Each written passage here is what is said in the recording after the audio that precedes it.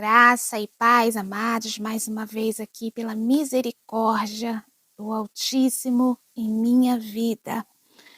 Vamos em Mateus capítulo 7, a partir do versículo 1 até o 14. Não julgueis para que não sejais julgados, pois com o critério com que julgardes sereis julgados, e com a medida com que tiverdes medido, vos medirão também. Ou seja, tudo que vemos sobre o nosso próximo fazer de errado tem um certo grau e conforme avaliamos, seremos também avaliados. Continuação. Por que vês tu o argueiro no olho do teu irmão, porém não reparas na trave que está no teu próprio olho? Ou como dirás a teu irmão, deixa-me tirar o argueiro do teu olho, quando tens a trave no teu? Hipócrita! Tira primeiro a trave do teu olho, e então verás claramente para tirar o argueiro do olho do teu irmão. E aqui está bem claro que quando temos uma trave no olho, que significa pecado, não devemos corrigir a quem está em pecado, pois aí sim estaremos na condição de apontar e sendo hipócritas. E é perceptível aqui a indignação do Senhor para esses que pecam e querem corrigir até quem está com uma falha. Pois o argueiro no olho do próximo é isso, é apenas uma falha, um erro. E vamos aqui nos demais versículos, no último, se eu não me engano. Não deis aos cães o que é santo, nem lanceis antes aos porcos as vossas pérolas, para que não as pisem com os pés e voltando-se vos dilacerem. E aqui podemos entender que quando nós formos julgar segundo a reta justiça, o Senhor nos exorta a não ensinar pessoas com espírito fariseu, assim como fez Jesus. Ele não perdeu tempo. Ele mesmo nos dá o discernimento e podemos entender muito bem quando as pessoas querem nos pegar, sempre na letra. Então, a esses nós vamos responder o básico. O Espírito Santo te convence do pecado, por exemplo, né? É algo aí bem breve que a gente pode estar falando, respondendo, proferindo palavras boas, palavras de bênçãos ou palavras em que o Senhor, vai converter a pessoa e por aí vai. Vamos a mais uma importante referência que se encontra em 1 Coríntios, capítulo 6, do versículo 2 ao 3. Porventura não sabeis que os santos julgarão o mundo? E se o mundo é julgado por vós, sois indignos de julgar as coisas mínimas? Não sabeis que julgaremos os anjos, quanto mais as coisas desta vida? Perfeito. Esse é o contexto geral e muito óbvio que o Senhor fala com todas as palavras que nós já sabemos que assim podemos e devemos fazer. Esse julgamento, irmãos, é algo muito simples.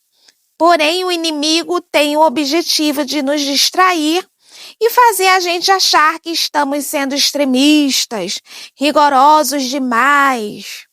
Mas vamos entender um pouquinho o que é julgar as mínimas coisas. Vamos dar um exemplo.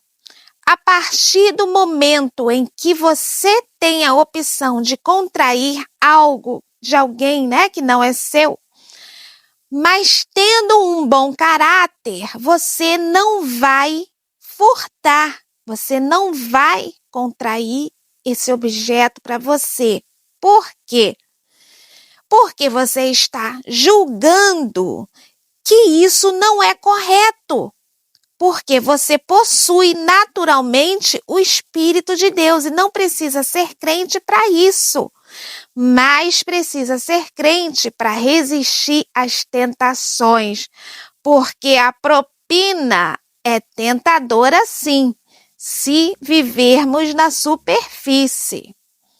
Pois bem, e então esse julgamento é primeiro individual, né? É um sentimento que carregamos conosco e que podemos proferir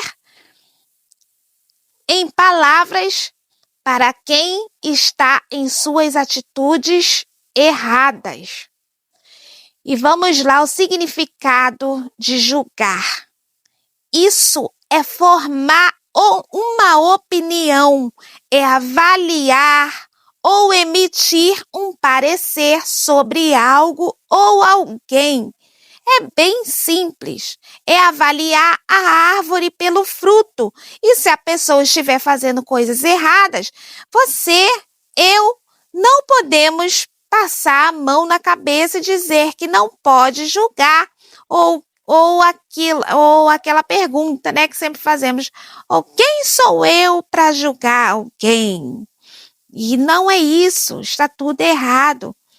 E isso se realmente você ama a pessoa, né? Se você ama a pessoa, você vai falar, você vai alertar. E se você também não faz a mesma coisa, né? Ou pior do que ela. E então estará julgando para o bem e com a reta justiça. Mas, irmãos, agora esse julgamento é suave, tá? Nesse momento, nesses tempos em que nós estamos aqui, é um julgamento apenas pelas atitudes indevidas. Mas na batalha do Armagedon, os santos, a qual o Senhor nos considera, julgarão todos os que não se arrependeram de suas obras pecaminosas. E se o Senhor assim afirma, quem sou eu para dizer que não? Ou então o mundo perguntar, quem sou eu? Quem é você para falar assim ou para fazer assim? E etc. E então, mediante a essa fúria do mundo, o Senhor nos recomenda a não temer o homem que pode matar a nossa carne, a nossa carcaça, mas não tem poder de tocar em nossa alma, que é imortal.